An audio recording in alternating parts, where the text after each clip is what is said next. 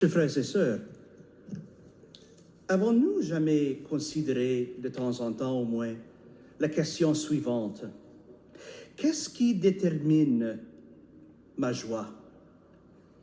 C'est une question qui d'abord peut sembler facile, mais en effet c'est une question très profonde parce qu'il s'agit de décrire l'état de notre propre âme. Qu'est-ce qui détermine la joie pour moi?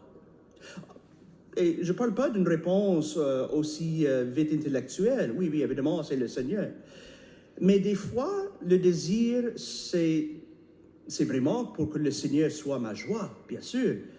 Mais dans le vécu quotidien, il faut poser cette question dès que nous constatons nos réactions à des affaires qui arrivent dans la vie, surtout en face des imprévus. Comment est-ce que nous réagissons? Est-ce que nous pouvons réagir avec peut-être un peu de la difficulté souvent, ou bien avec de nervosité, ou bien avec inquiétude, ou bien est-ce que nous réagissons à des imprévus d'une manière calme, ou d'une manière toujours avec un air de paix? Ça dépend des situations, bien sûr, parce qu'il y a une grande diversité de circonstances qui pourraient arriver et qui peut nous affecter d'une telle façon ou l'autre. Mais en général, en connaissant soi-même, nous pouvons arriver à comprendre notre propre personnalité, notre propre caractère.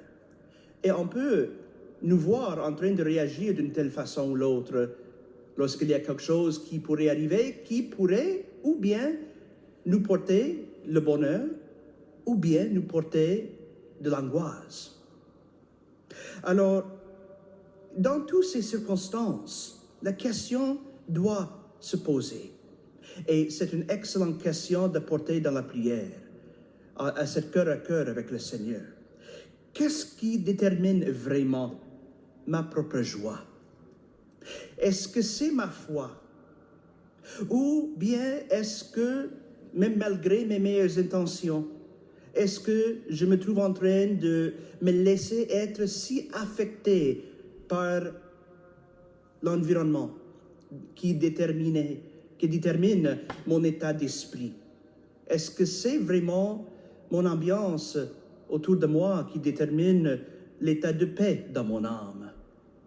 Ou est-ce que j'ai vraiment un lien fort et solide avec mon Sauveur et mon Dieu pour que je puisse toujours avoir confiance dans son amour miséricordieux pour moi?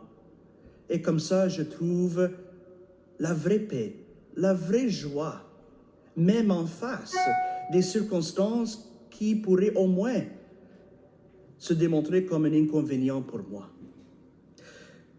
Jésus-Christ nous a dit aujourd'hui dans l'Évangile qu'il ne sera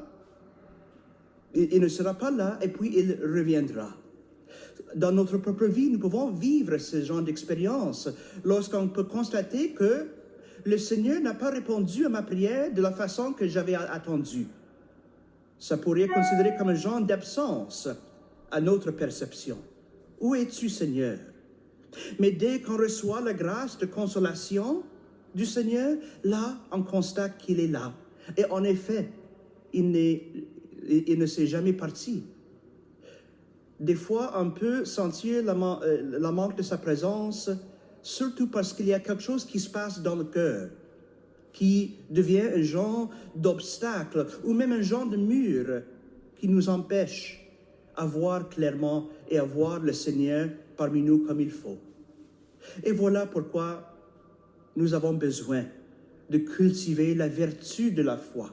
La vertu de la foi n'est pas une opération intellectuelle, mes frères et sœurs. Ce n'est pas une théorie, mais c'est une expérience vécue, une expérience de grâce qui nous accorde la paix du Seigneur et la joie qui en découle.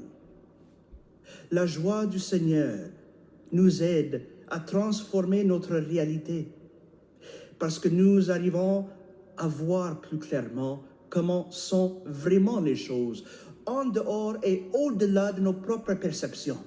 Et grâce à Dieu pour ça. Parce que ça peut nous rassurer que même si nous devenions convaincus d'une certaine manière de voir les choses, il faut toujours cultiver ce niveau d'humilité dans le cœur qui nous fait rappeler que peut-être je peux me tromper sur quelque chose. Et d'être vigilant là-dessus, d'être vigilant. Parce que c'est avec cette sainte vigilance qui est le fruit d'humilité qu'on peut maintenir une vraie espérance que le Seigneur peut toujours nous éclairer. Et c'est avec sa lumière que nous trouvons la vraie joie. Nous trouvons la vraie paix, même au milieu des incertitudes de notre vie personnelle, ainsi que dans le monde actuel, avec tout ce que ça comporte, avec toutes les nouvelles que nous entendons si souvent. Ça peut nous ébranler facilement. Mais en sachant, en se fait rappelant par la vertu de la foi, qui est déjà le vainqueur de ce monde? Ce n'est pas le diable.